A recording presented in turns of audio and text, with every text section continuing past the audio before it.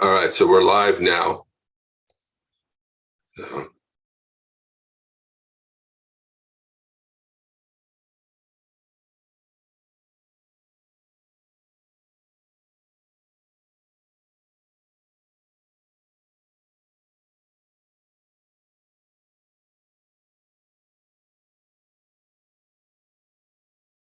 I'm going to start recording because that way I don't need a reminder.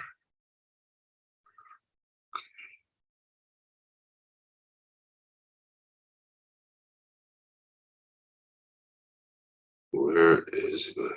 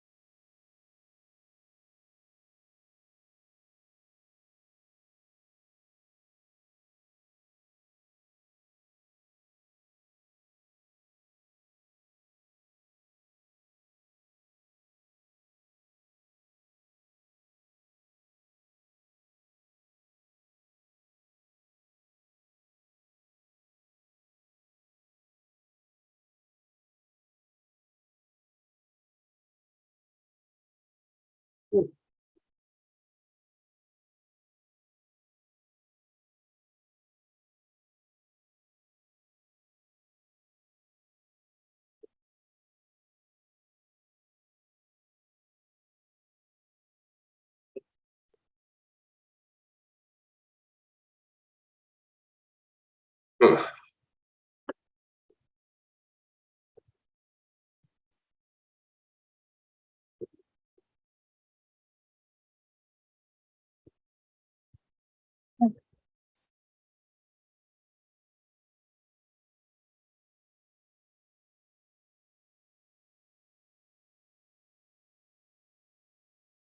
Get all this back here.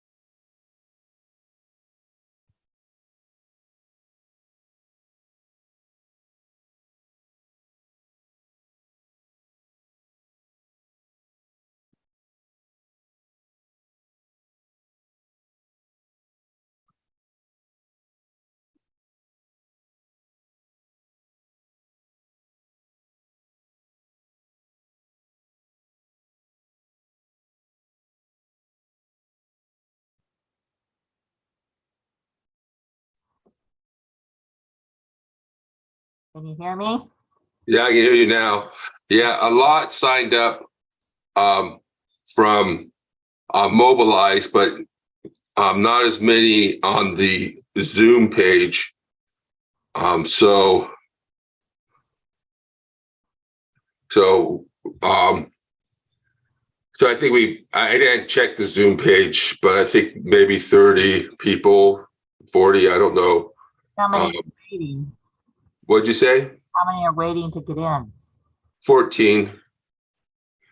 So I expect a smaller group, but even though we had 350 sign up on Mobilize, don't think we're going to get that many here. A lot of times it depends on the topic, how many people sign up. Yeah, and this is local democracy, so might not have as many people. All right, we're almost ready. I'll let them in right at the right time. We got 16 people now. So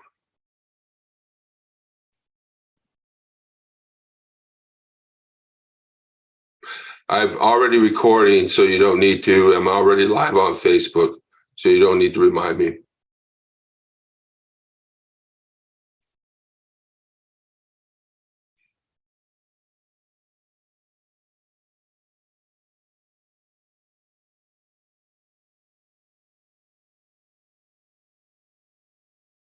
All right, I'm letting people in now. I'm letting people in now, Stephanie.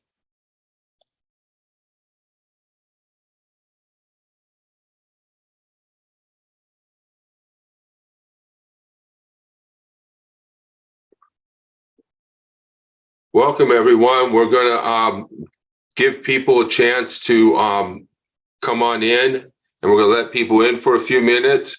Feel free to put your name and where you're from in the chat or whatever you want to do, and we'll get started in a few minutes.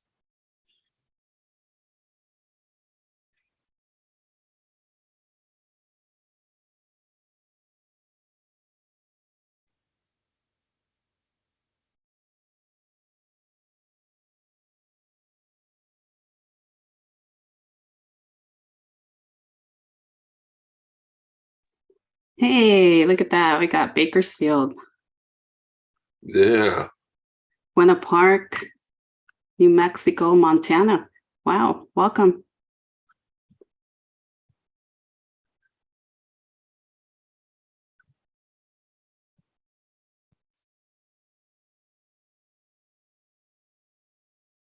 Thank you. Happy It is great to be here. Virginia, wow.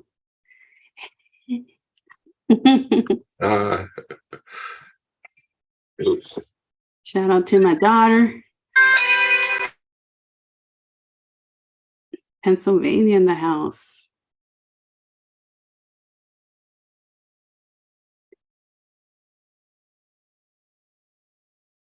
Awesome.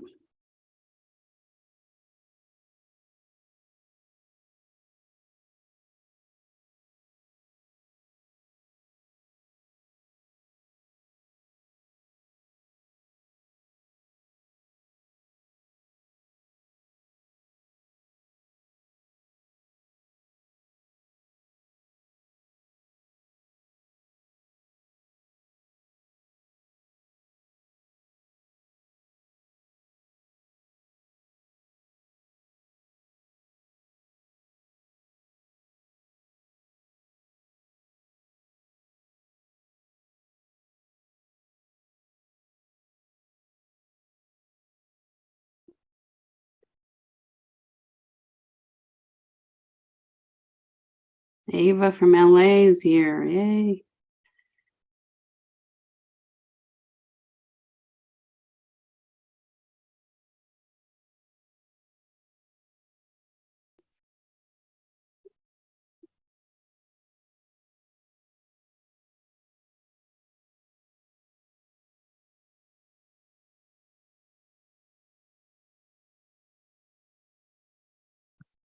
Yeah, let us know where you're watching this from. We've already seen people from Pennsylvania, Montana, Virginia, Newport News, LA in the house. April, Montana. Joyce is in New Mexico.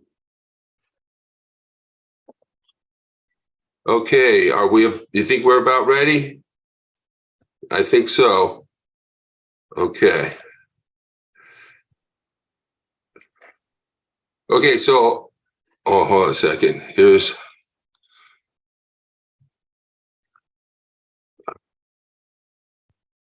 Okay, so welcome to the Truth and Democracy Coalition's monthly meeting. My name is Rich Procida. I'm the founder of the Truth and Democracy Coalition and the host of the Truth and Democracy podcast. Today, we will be discussing local democracy reform, specifically term limits for Whittier City Council. Local governments can be hotbeds of corruption because fewer people pay attention to local politics, and much of the struggle to defend democracy is happening in the states right now. The forthcoming Supreme Court decision in the case of Moore v. Harper will decide whether state legislatures can run elections without judicial or federal oversight. If we are to save American democracy, we will have to fight at the state and local levels to protect voting rights and election integrity. The Truth and Democracy Coalition was formed to build a pro-democracy movement in America. We educate the public about disinformation, teach people to be critical of the propaganda they consume, and provide critical analysis of current events and social issues. We produce media and educational materials, hold seminars and meetings like this one, work with other organizations, and organize events and activities geared toward building a pro-democracy movement in America. The coalition seeks to build communities of people of different faiths and ideologies to defend and promote democracy locally, nationally, and globally. We are recording this session, and it's also live on YouTube. It will be republished on YouTube and Facebook in both audio and video forms on the Truth and Democracy podcast. We're on Facebook and YouTube.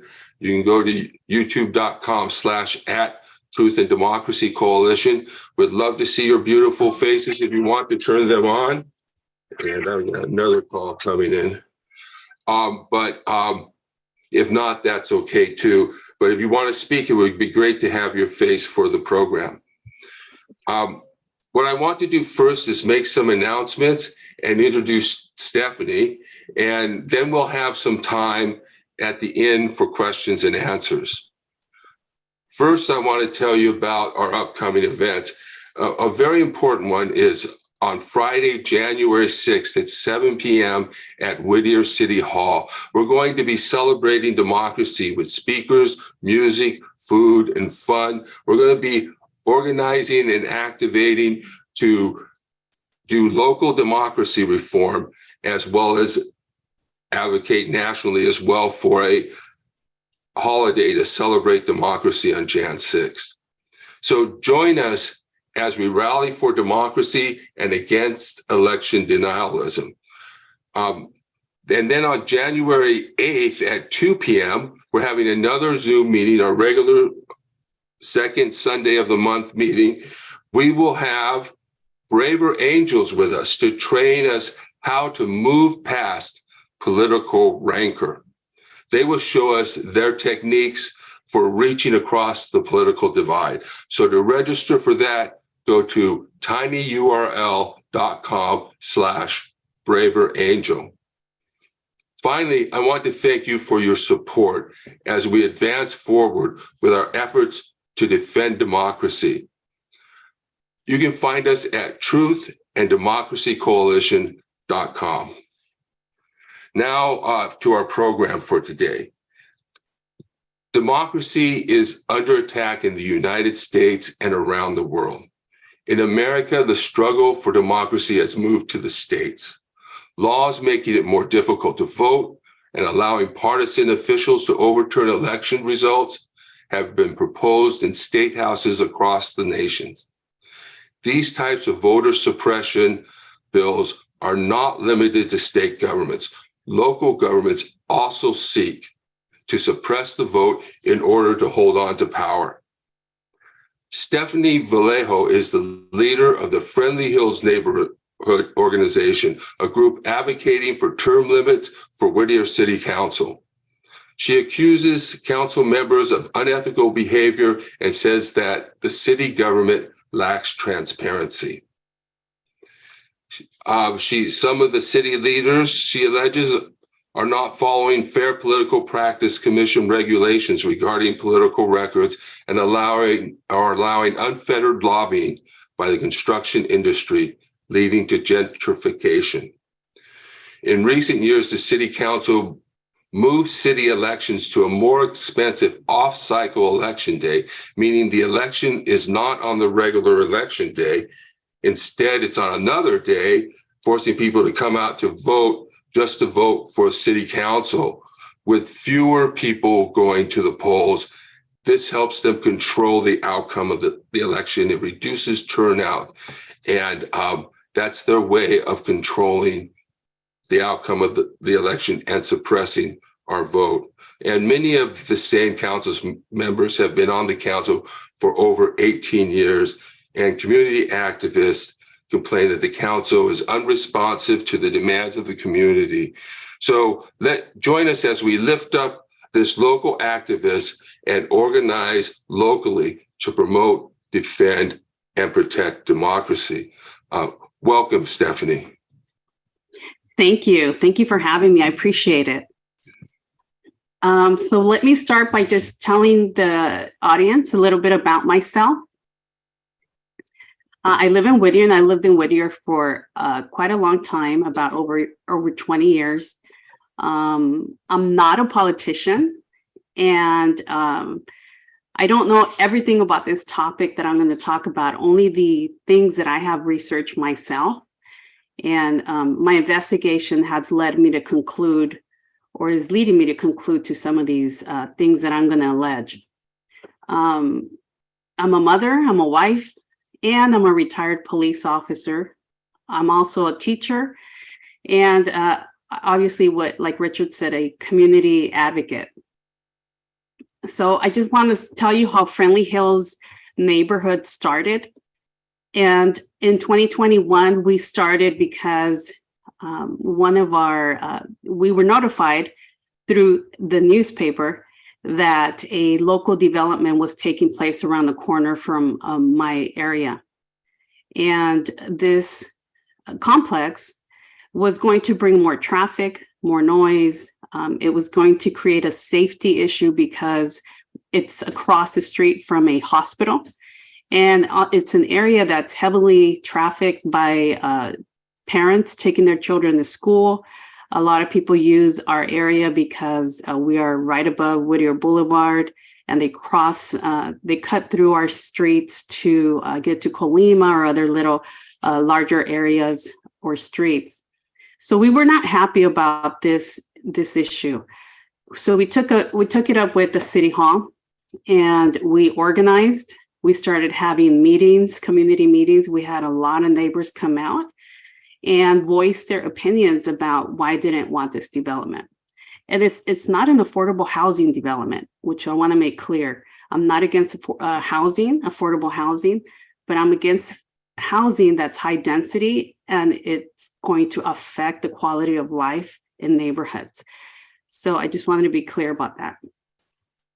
So we ended up having a bunch of community meetings, and I invited our city council members and my area representative, who is Kathy Warner. Also attended was Mayor Joseph Vinatieri, and our city manager also attended. His name is Brian Saki. So during these meetings, our council member, in my opinion, gave us, how can I say it, express it? She made it seem that she was very concerned about it, and that her words was, I'm going to pull this issue up, this project, so that we can review it. And she gave us tips on how to fight it, what we can do about it. And it seemed like she was really trying to help us. But to our demise, what I ended up finding out later is that she really wasn't trying to help us, because the information we were trying to seek out, she knew, and she didn't tell us about it. So I just felt that she wasn't very transparent in this process. And so a lot of interesting people started showing up to our meetings. A former council member, his name was Greg Nordback, or is. He showed up because he was representing the developer, and his job was to make sure that the project got passed in City Hall. Being a former council member, he was very aware, and he knew how the process worked. So I found that kind of interesting. At the end of one of our meetings, our mayor, Joe Vinatieri, never said one word. He just stood in the back and never said anything to any of us. Didn't talk about the concerns we had as a neighborhood, nothing like that. And I recall that at the end of one of these meetings we had, he said, "Did you invite the developer to a meeting?" And I said, "No." And then he said, "I think you should." And that kind of left me perplexed, because I didn't understand why, instead of talking to us about our concerns, he was more concerned about the developer. So, I started thinking, that's kind of strange. So to make the long story short, we fought it. We lost. The city council all voted for this project. The project could have been reduced by 5 units. Instead, they only reduced it by 1. So we also asked them for traffic calming measures and a crosswalk to keep our children safe in the area, because they walk up and down that street. And we were concerned that more cars meant somebody could get hurt. The city council also denied our crosswalk request. So, I was just perplexed. I was lost. I was dumbfounded by their response to all of our concerns. They could have at least given us a crosswalk. So I'm going to start sharing this PowerPoint, because I want to show you some information that I ended up finding out. So I'm going to go ahead and share, and you'll start seeing this PowerPoint. All right, perfect. So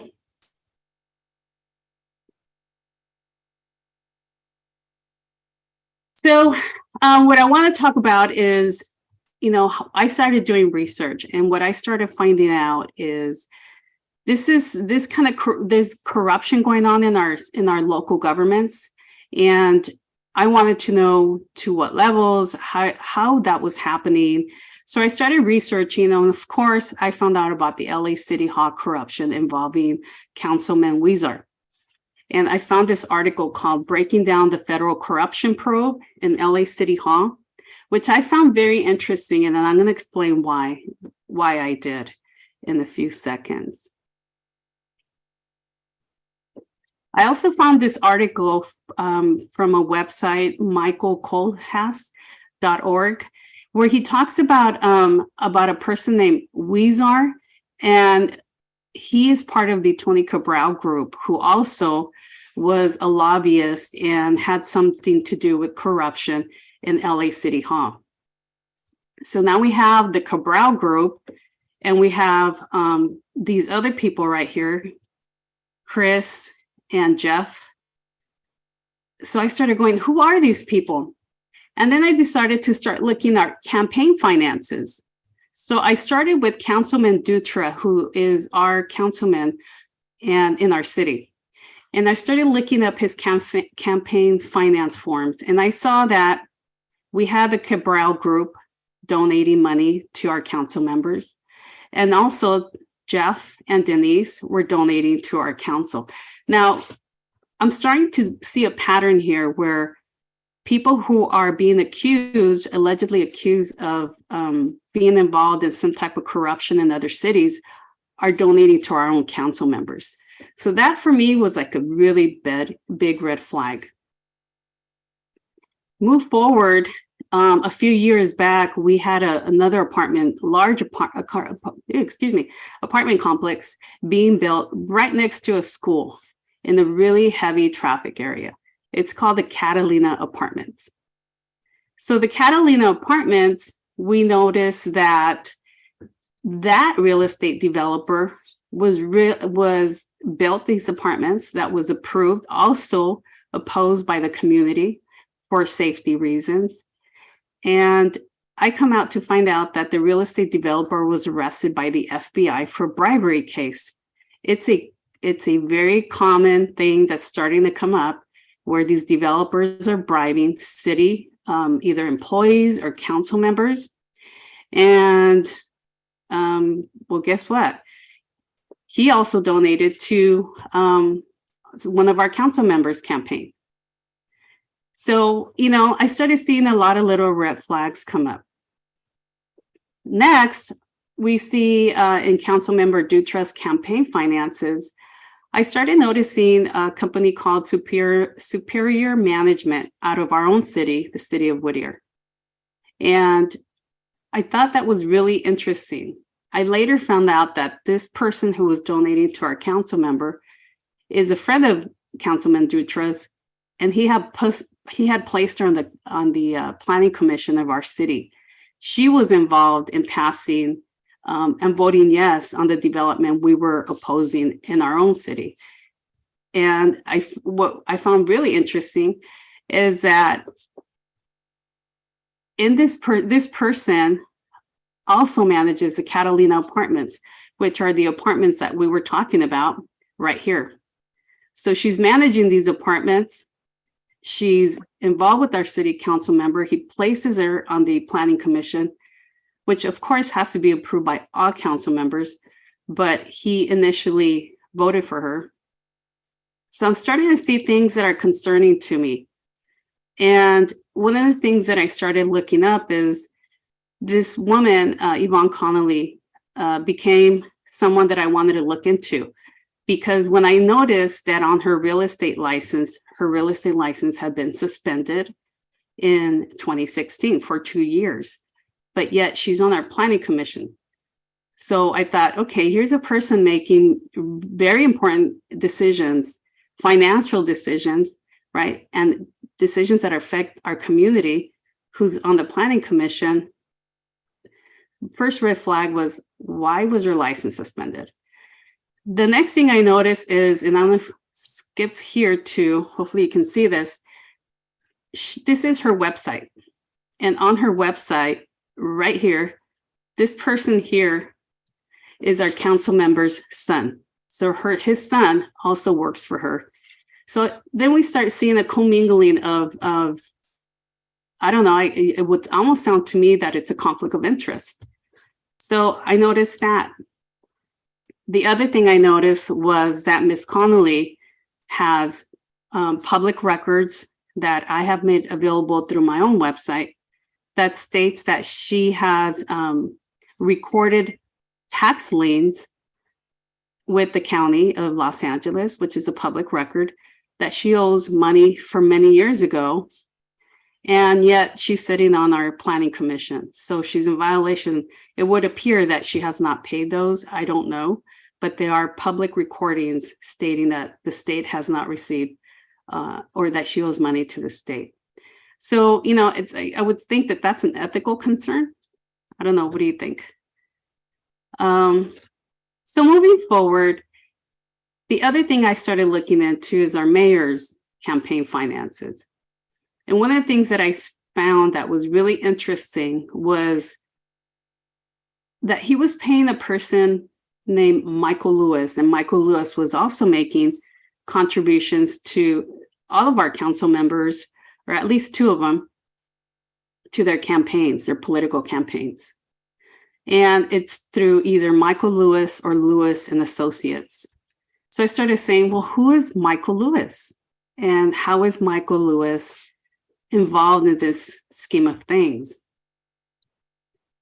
So enter what's called CICWQ and CICAQ, which stands for the Construction Industry Coalition of Water Quality and the Construction Industry of Coalition for Air Quality.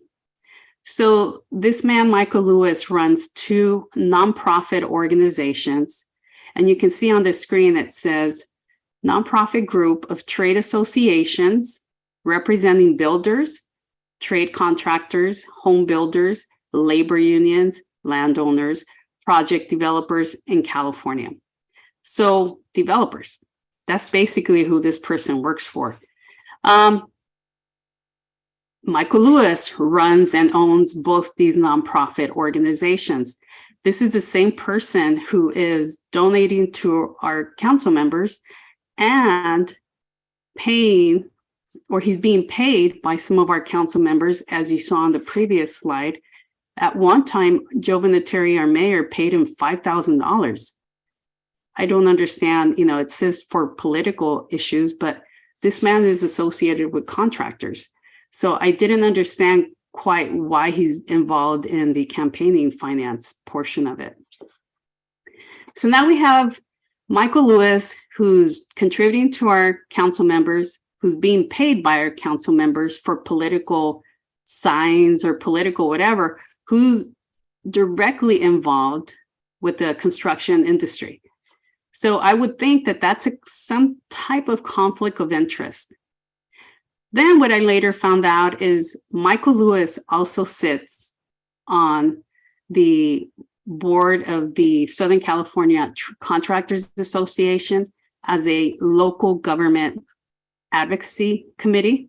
And his partner, Michael Gray, sits on the Building Industry Association of Southern California. The BIASC is a huge monster. It's a big organization that represents a lot of developers.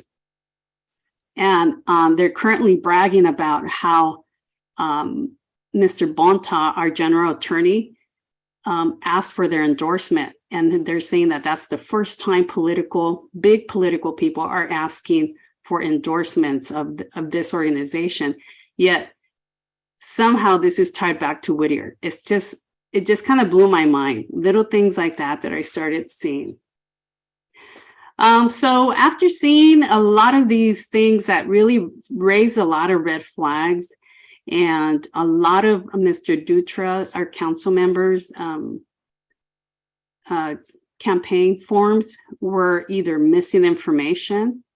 He failed to provide people's business names and what they do for a living as required by the government code. There were just a lot of misinformation on his campaign forms. I decided to move forward and file a Fair Political Practices Commission, the FPPC Sworn Affidavit Commission, against Mr. Dutra, which is currently being investigated. These are all allegations. Nothing's been proven by the FPPC. They are investigating it. However, second part of this is I looked at our City of Whittier Municipal Code, and we do have a campaign finance municipal code law. And it says that if you violate these, you're in violation of a misdemeanor. So it would appear that allegedly Mr. Dutra, if he is in violation of these campaign finance laws, that he's also in violation of misdemeanors per our municipal code. So that's another thing that I'm looking at currently in possibly filing a criminal complaint against him for violating these things. So it's a lot of information, huh, Richard? Okay, so I want to talk a little bit, before I move into our city elections, should I ask for questions or we do that at the end? It's up to you, however you want to do it. If you feel comfortable waiting or if you want to take some questions now, it's up to you. Okay, I think maybe I'll wait to the end. Okay, sounds good. So I want to talk a little bit about our city elections. In the city of Whittier, we run our own city elections. They're on even years and they're conducted in April. Out of about Okay. So I did meet with our city clerk and got some information about our city elections. And I actually found out that our city elections only cost the city of Whittier $50,000 to run, as opposed to paying $150,000 to have the county run it. But here is the problem with that. In our last election, last year in April, or this year in April, the city does send out absentee ballots to everybody in the city that's a registered voter. But the problem was that is we only get 2 voting centers, as opposed to our last general election, a month ago or less than that. The county ran it, and we had, in my own area, I had 3 voting centers. So the city of Whittier is opting to save money. And I know, and I have to make the correction that in our description, we said that the cities is more expensive. It's actually less expensive to run our own elections because they're giving us less voting centers. That means that if you lose your ballot, you don't get a ballot, or whatever happens that you want to go vote in person, you only have 2 places to go do it. And our little city is 14 square miles big. We should have more than 2 voting centers. So it was interesting to me that our city clerk was really proud of the fact that he only spends $50,000 on our election. And I told him that was unacceptable. We have a lot of other people, and those voting centers weren't even centralized. They weren't accessible to people who possibly don't have a way to get to the voting center, right? Or maybe have a disability and they can't walk that far. They don't have a car to drive there. So I told him we needed more voting centers. And he did say that next election, they were going to add 2 more voting centers. So, and, I just don't think that's acceptable. I feel that we need to put a lot more voting centers in our city to give more access to all of our community members to have the opportunity to vote. I think in doing otherwise, people are not going to vote. We're already in an off-cycle election, and that means that less people are going to vote than usual. This last general election, we did have a municipal, I don't want to say municipal, a school board member that positions, quite a few, that pertain to our city, and one of those was the high school board. So it was interesting to see how many more people voted in the general election as opposed to our city April election a few months earlier. So clearly what they're doing is not working, in my opinion. It's a way to repress or oppress the voters because you're not giving us a lot of options where we can go vote in person. And again, if you don't get a mail voting ballot or absentee ballot for whatever reason, then you don't vote, right? So unfortunately, these only 2 voting centers is just not going to cut it for the city of Whittier. So another thing that concerned me, and actually one of my friends told me about this, do we provide education to our Spanish speaker or people who, maybe have never voted before or haven't filled out an absentee voting ballot, how to fill it out? We don't do any of that. We don't do any of that type of thing. And that's necessary, I think, in our community, particularly. Also, because we do run our own elections, the city counts our votes. And to be honest with you, at this point, I don't feel that the city is trustworthy for us to trust that and just an opinion of mine, that, they're going to do the right thing. I hope they do the right thing. But at this point in time, I just don't feel that we should be running our own elections. The city is not transparent with us. The city doesn't want to hold themselves accountable for any of the things they've done. And we have council members not following finance campaign form laws. Who knows what else is going on? We haven't investigated that. So, I'm very concerned about that.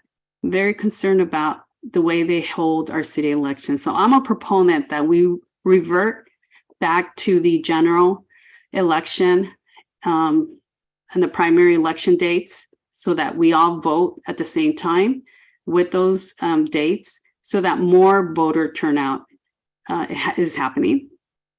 And I'm also a big proponent that the LA County voters, registrar voters, should be handling our elections, not the city of Whittier.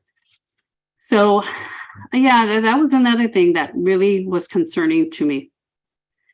So because of all the reasons I talked about, my group and I started talking about how can we fix this in the interim. And we decided that the best way to fix this is to have Whittier term limits. So we decided to do it. Why? Because studies have found that term limits, these term limit laws have increased diversity, right? Equality. We have fewer career politicians. Like you said, Richard, some of our council members have been in power for over 20 years. 20 years is a long time. Yeah, that's really concerning. So those are career politicians.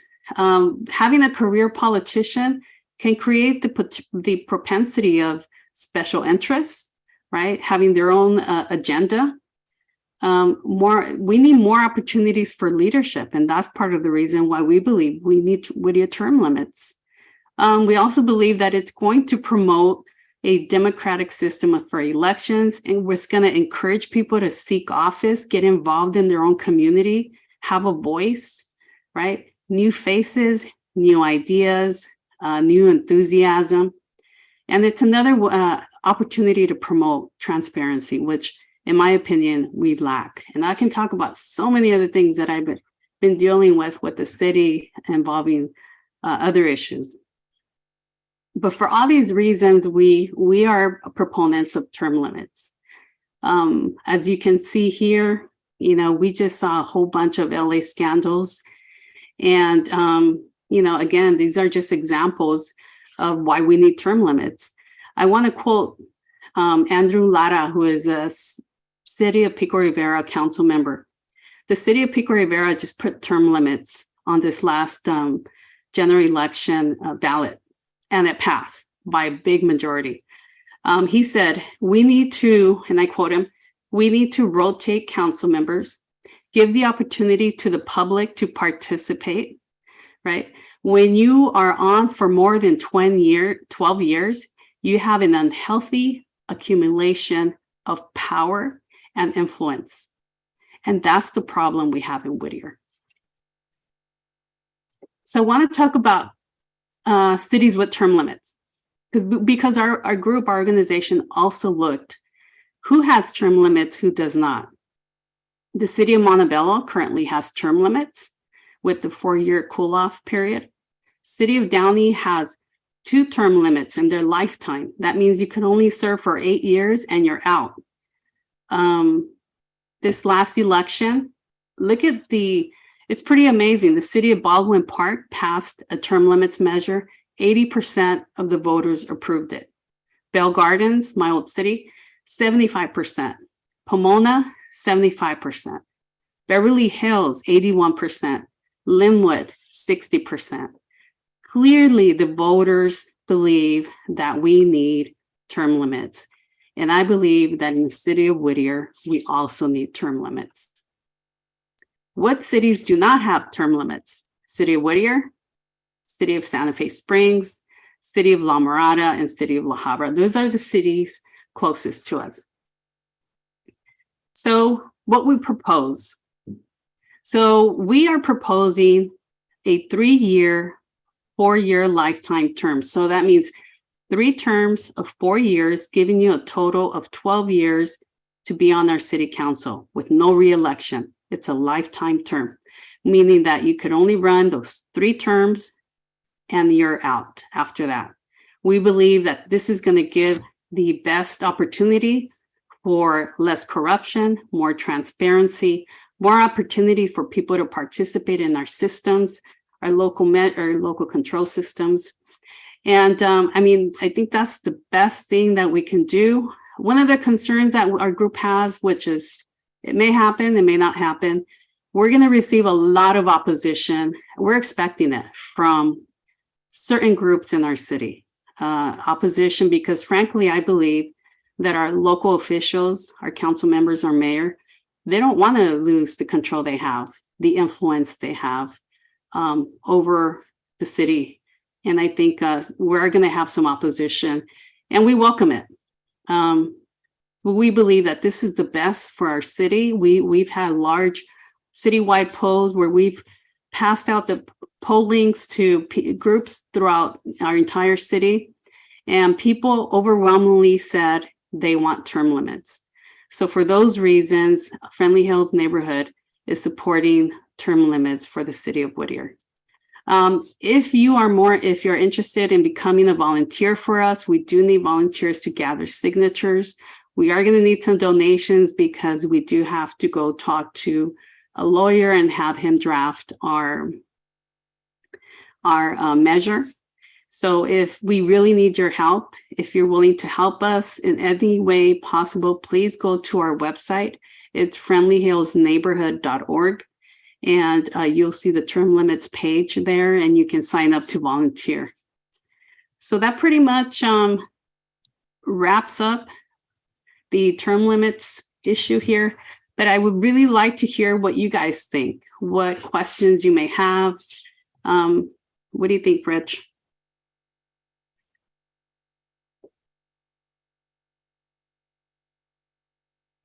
Well, I think, try that again. Well, I think we are ready for some questions. Thank you very much for that thorough and eye-opening presentation. So let's go straight to the question. We got some hands up, and I would actually enjoy if you wanted to ask these questions out loud and show your face. I know, for example, Denise wanted to know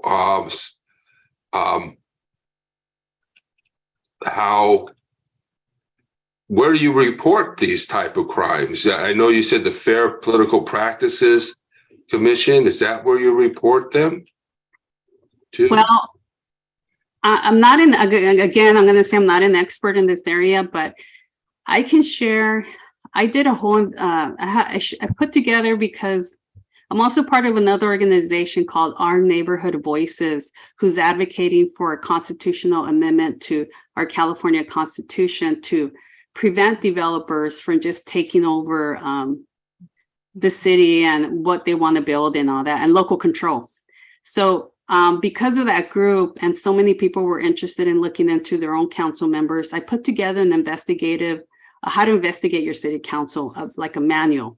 And I'm willing to share that with anybody. If you let me know, I can email it to you or share it through my website as well. But the first thing I would suggest, that if you're interested in knowing where to report it, is you have to look at the finances first. For example, in our city, who's ultimately responsible for the campaign finance forms being filled out correctly is the candidate and his committee or her committee. And the city clerk is supposed to be checking those things. And if they see discrepancies or problems, they're supposed to bring that to the attention of the candidate or the committee. In our case, that didn't happen. And the other thing I would suggest is, number one, look at the campaign forms. Number two, look at your municipal code online to see if you have a campaign finance ordinance. Because a lot of times if you do, like our city does, that could mean that it's a misdemeanor, which is a crime. So you could report that to the police department, which I'm about to do. And you can also report the violations of the government code, campaign finance violations, to the Fair Political Practices Commission. They will take your complaint. They can take it anonymously, or you can do a sworn affidavit and submit the information you have, evidence, because they require evidence. That means that you have to send them copies of the finance campaign forms and whatever other evidence you may have, and send that to them along with a sworn statement stating what you believe they violated.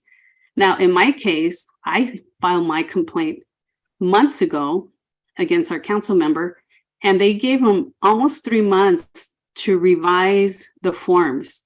Did he do it? I don't know if he did it or not, but they finally notified me that, yes, we're going to move ahead with the complaint and we're going to investigate it.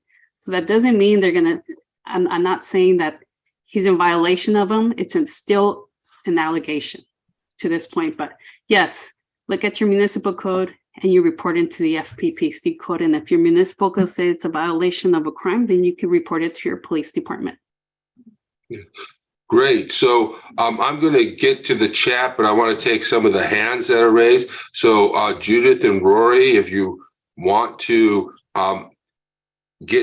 put your hand up and ask your questions, live, that would be great. But I'll try and squeeze them in as we go to Anthony Avila. If you'd like to unmute yourself and go ahead and ask your question.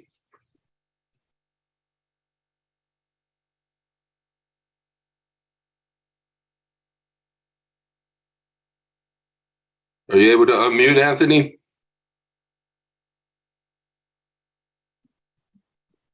There. Oh, you had it. Try it again.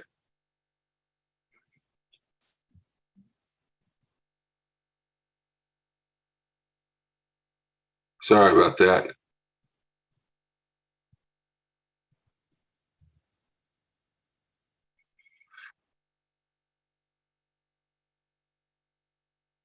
Are you able to unmute, Anthony?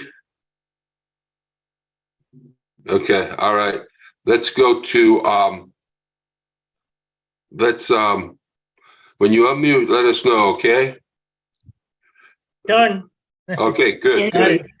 Okay. Sorry about that. Okay. My name is Anthony Avila. I live in Whittier, and I just want to thank you, Stephanie, for your effort to get this done. I had thought about this situation myself for a long time, and I think your organization, however, I think is being a little bit too generous with proposing a 3-term limit. I think a 2-term limit would be better, but I'll take it for what it is, and I would like to go ahead and start knocking on doors for you so that we can get this ball rolling.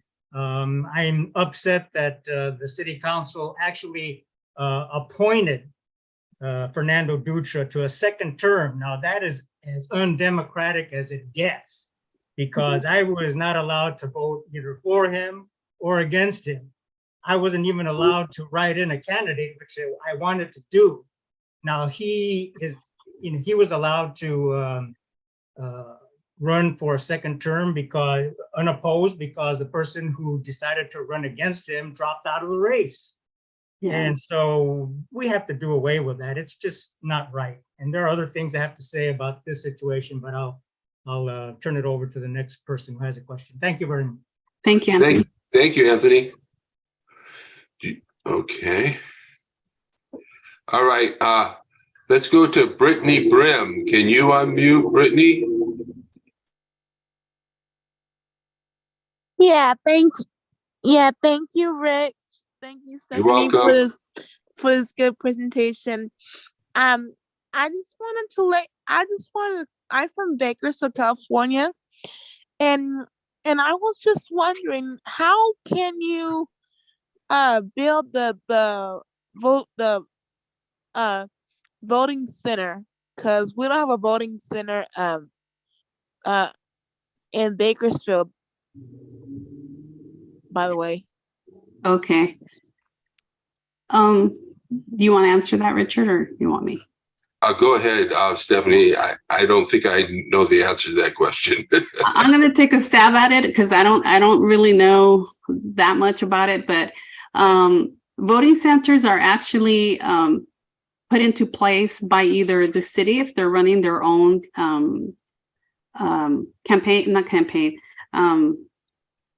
election, or the county.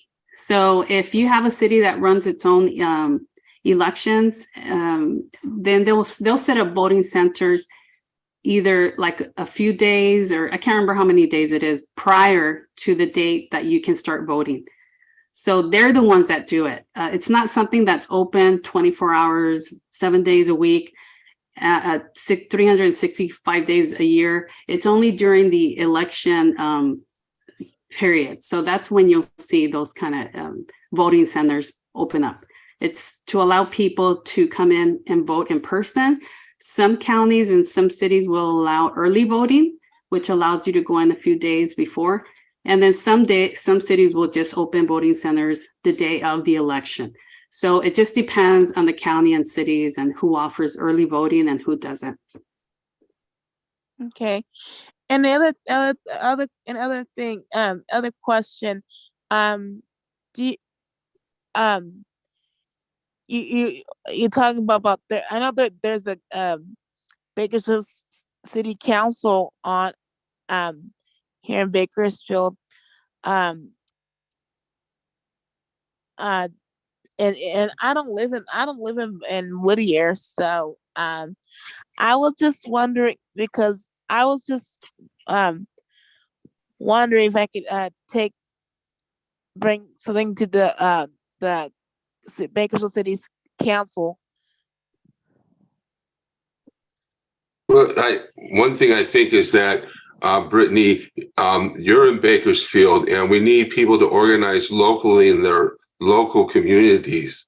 So it would be a good thing for you to look into that, and we'll be here to help you and support you and help you try and organize out there in Bakersfield.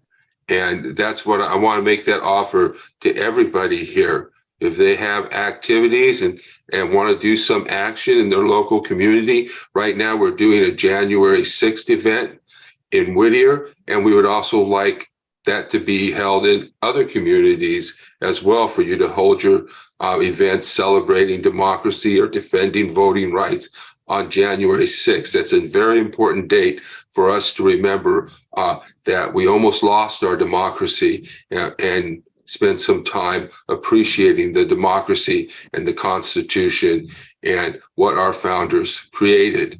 So yeah, keep in contact and start looking in that and start organizing locally. Let's go with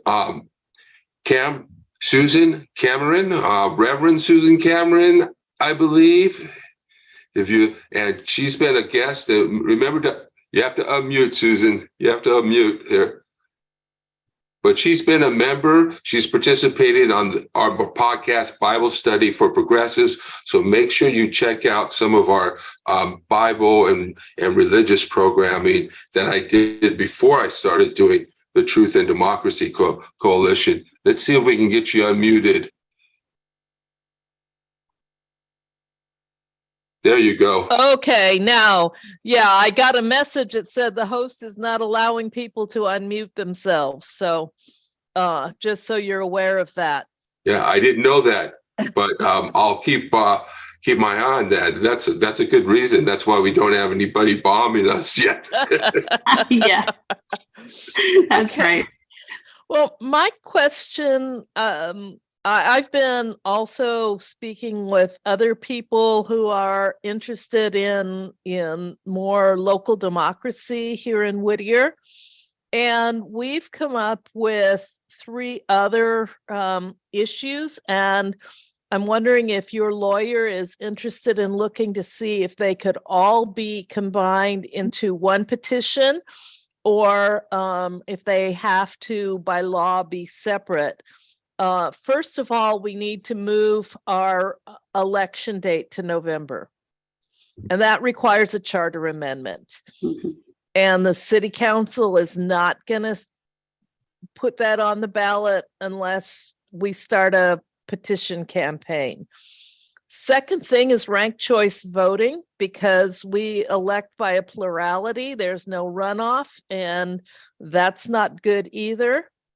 And then the third additional item that maybe has a little more pros and cons is to have 5 districts instead of having the mayor elected every 2 years. I think that makes money too important in politics. So I would really like to suggest that those 3 things be added to the petition, if it's possible to do it all at once, or to run a combined campaign for all 4 of these issues. What do you think?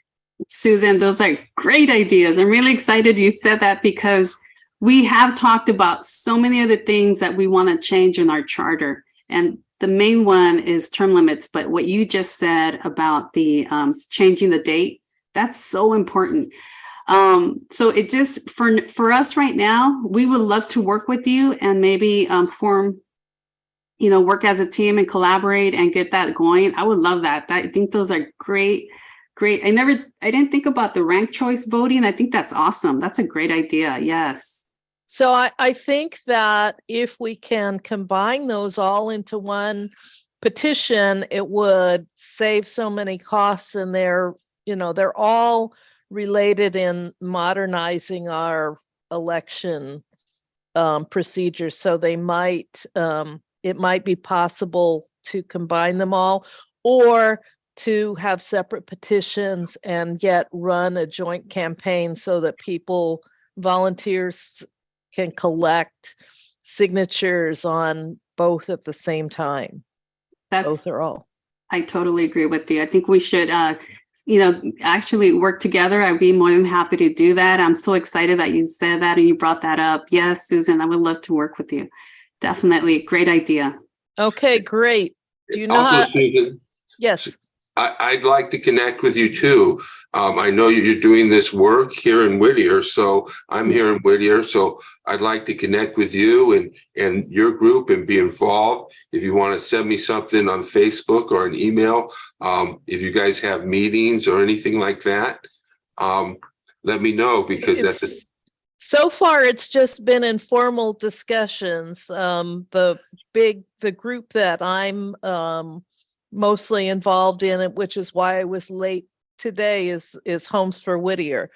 So we're really interested in having more affordable housing in Whittier too, but we've got to have democracy. Well, let's keep in contact, and if you want to do those types of things, connect us together so that we can organize and do them together. Sounds great.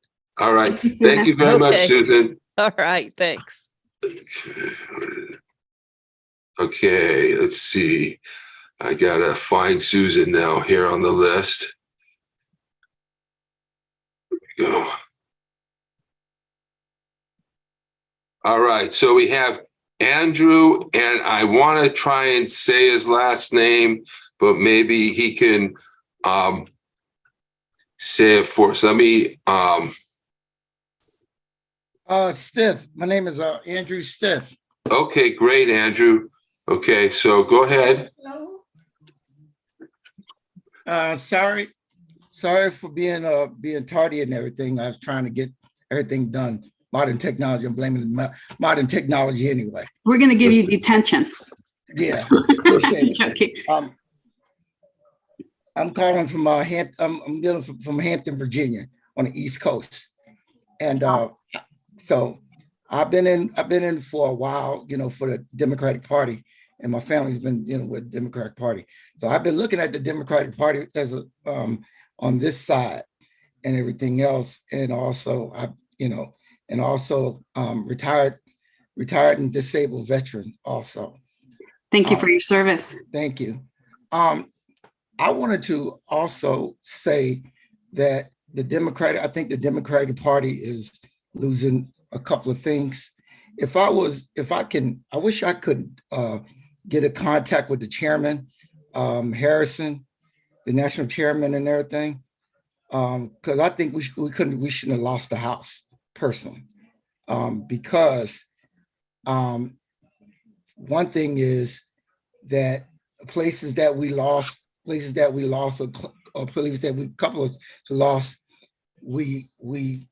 don't really go to them.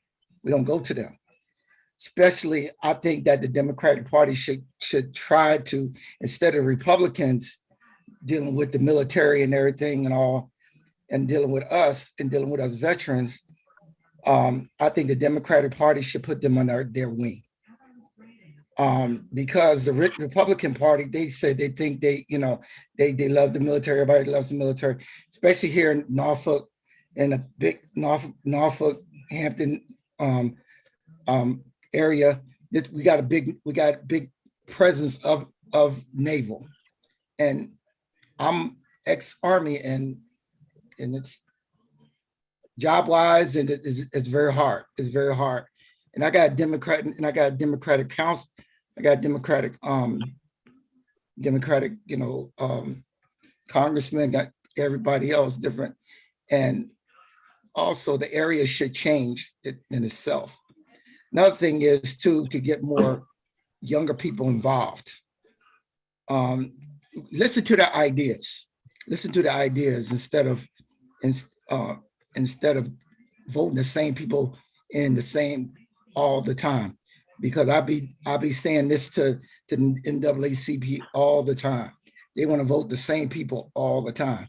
And I understand Virginia, because of Youngkin voted in whatever, but I got quite a few things. Because I think that the Democratic Party, I love the Democratic Party.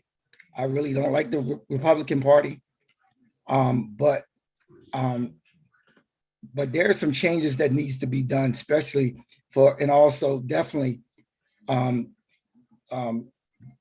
people with disabilities, handicap, disabled veterans, and they should have disability discrimination.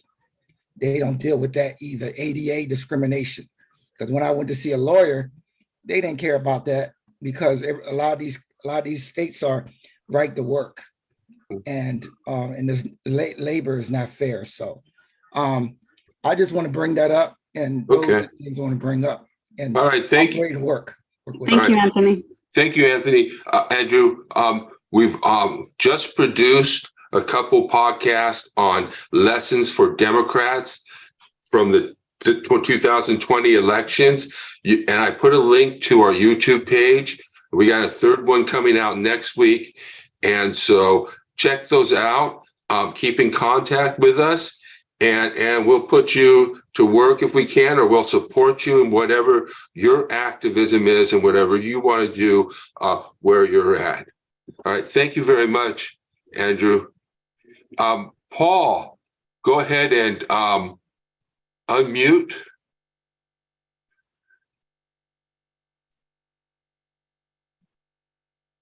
Let me see.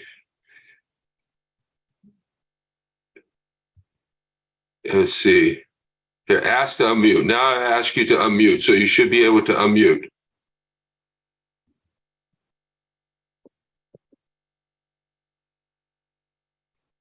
All right, I'm not hearing you, Paul. I'm not hearing you, Paul. You have to unmute there.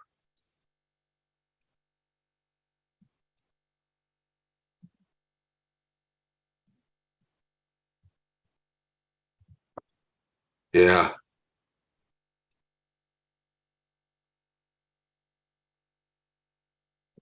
Paul, we can't hear you. You would have to unmute. On the screen, you'll see something pop up that says you're being asked to unmute.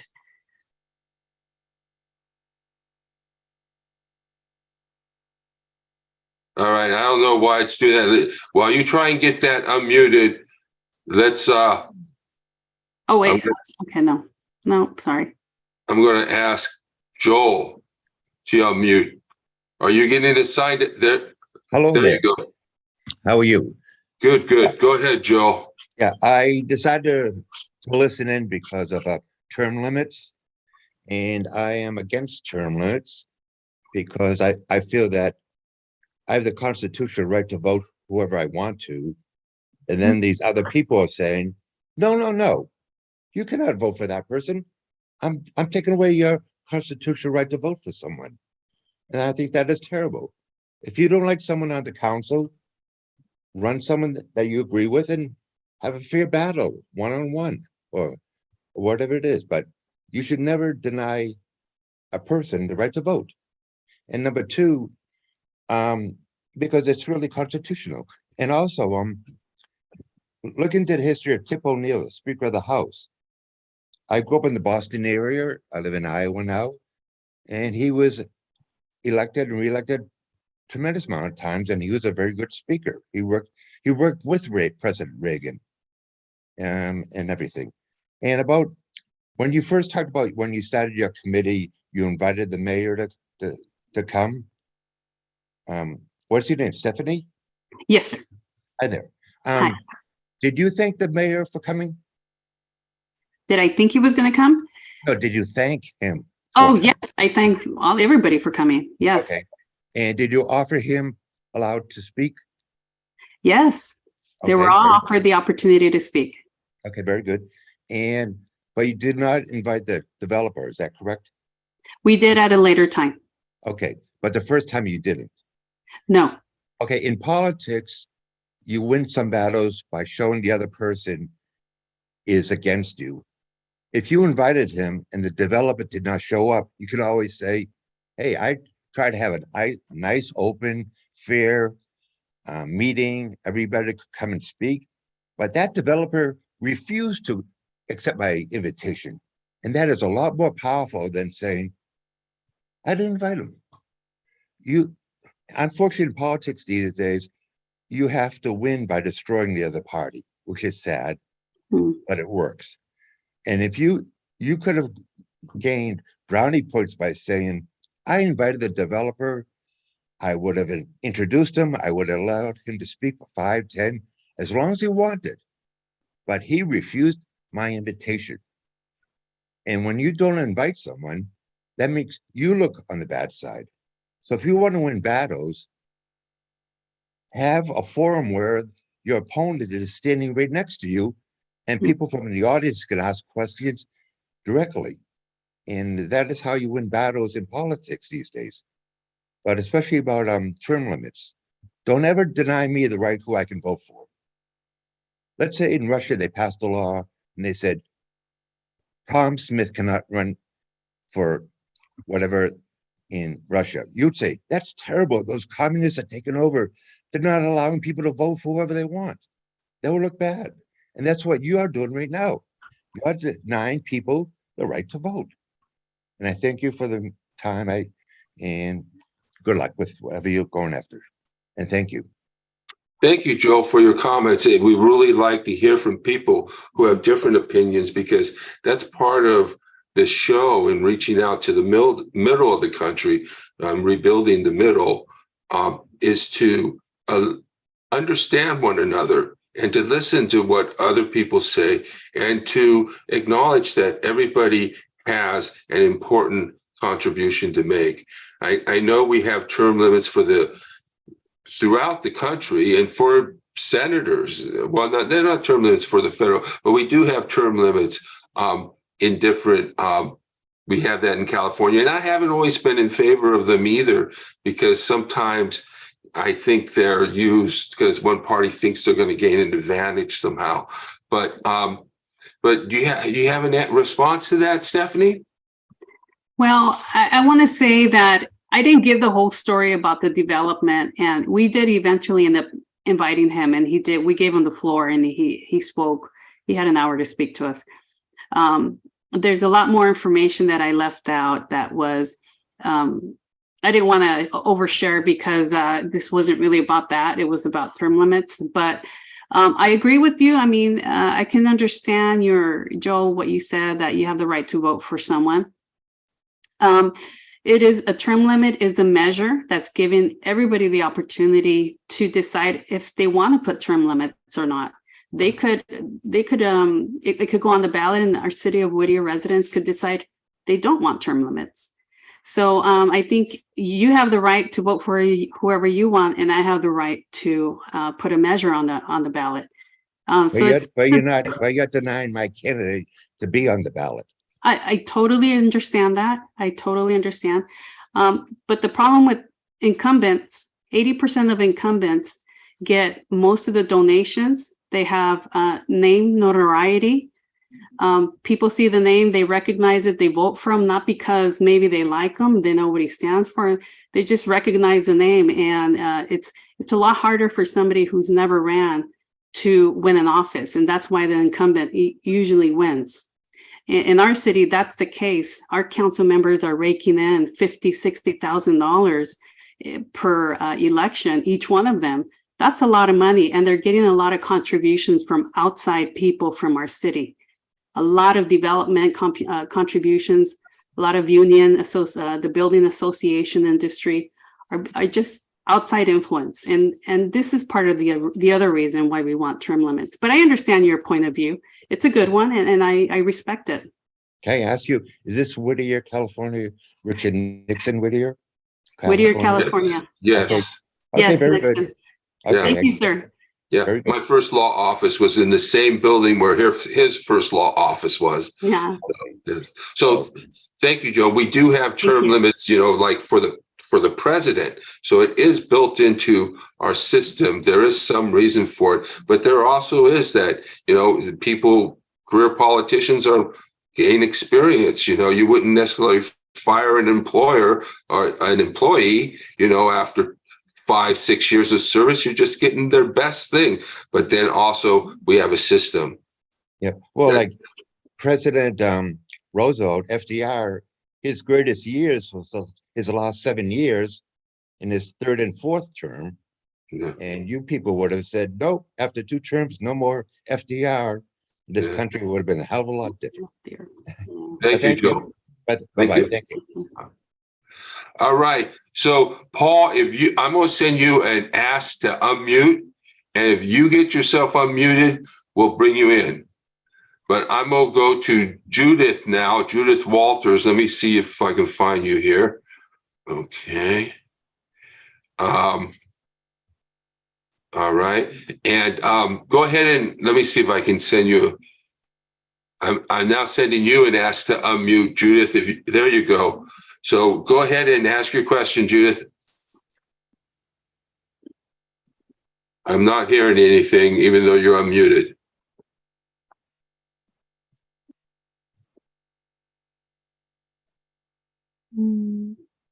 Are you there, Judith? All right. I tell you what, let's go to Dr. Schultz. Let me see here. Let me see. I have to do an ask to unmute here. Okay. I just asked you to unmute. If you can unmute. Okay. Now, if you can. Can you hear me? I can hear you, Marcia. Oh, good. Well, this is Dr. Marcia, and I welcome Stephanie. And in Hold response, on, Marcia, let me introduce you. I'm saying this is my really good friend, Dr. Marcia. She's actually she runs along with myself. She helps run the Friendly Hills neighborhood. So she's my partner. She's the other person who is also running our organization, and she's going to be our PAC treasurer. So thank you, Marcia, for coming. oh, thank you. I just wanted to throw out there that we need to look deeper and reasoning why people are running. I mean, if you're running just to have medical benefits, is your heart in running the city? And is it for the better good of Whittierites? Is it better for the environment? Is it better for the culture, the people, the community that we're trying to build? And so I want us to look beyond why people are running, and also to look at a broader scope of why we're doing this. So I just want to throw that out there, and I'm honored to serve with Stephanie and do whatever I can for her. Thank you. Thank you so much, Marcia. Judith, if you want to try and unmute, but I think I have your question in the chat, and what she was asking, I believe it's Judith Gray. Well, that's a different Judith. Okay, well, do you get harassed for your activism? I mean, she says, I know that a lot of people in other countries can get killed. So when we say a lot of people, and it sort of makes me upset, oh, don't make waves, whatever. And the only thing that could happen really is you get shunned. But in other countries, you can get killed for speaking up, imprisoned. So it seems like there's not a lot of risk here for us.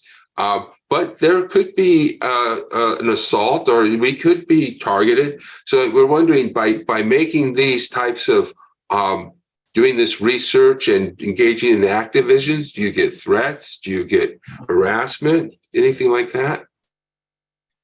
I haven't received any threats yet, but I'm pretty sure that I'm not in the best. How can I say this? Our city council is not happy with me. And I just feel that they portray me as a troublemaker, someone who I don't have anything to gain by doing what I'm doing other than doing what's best for Whittier, because that's what matters to me. And I'm not running for office. I'm not trying to do anything like that right now. My whole thing is pushing. Marsha and I are going to push these term limits hopefully with Susan, because it's important. We need it. We need our people to go out and vote. We need equality. We need the opportunity for equal representation. We need all these things, and other things Susan talked about. There's so many other changes that we would like to make to our charter. We just don't have the funds or the time to do it. But I haven't been harassed. Little things like a few days ago, I had a neighborhood watch meeting at my home, and I invited our neighborhood, the people near our neighborhood, and not, our area, you could say. And I decided to invite some local vendors from Whittier to come and sell their products. And so our attendees could have something to look around and do after the meeting. And somebody reported me to City Hall, to the code enforcement, even before my meeting took place, not knowing what I was doing. My meeting always takes place in my backyard, which is private property, not in the front of the yard. And the police department called me. They were concerned that I was doing something illegal. And I was like, I'm not. The city told me I do not require a permit because they look at it as a party, and everybody that was here had to my knowledge, had a sales license to operate in the city of Whittier. So, things like that, where people are going to file anonymous complaints or tell on you type things. But other than that, nothing yet. I did want to, I'm also on the personnel board with the city of Whittier.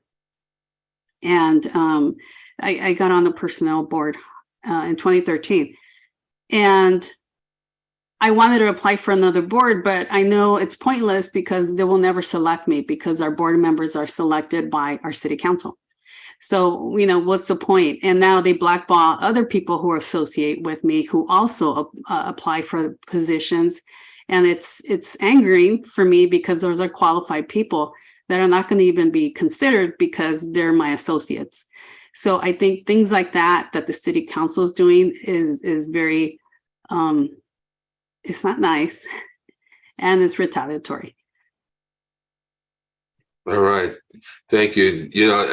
And I have that too. I mean, sometimes we do very challenging programs, and people sometimes get upset and really don't want to hear anything that they disagree with.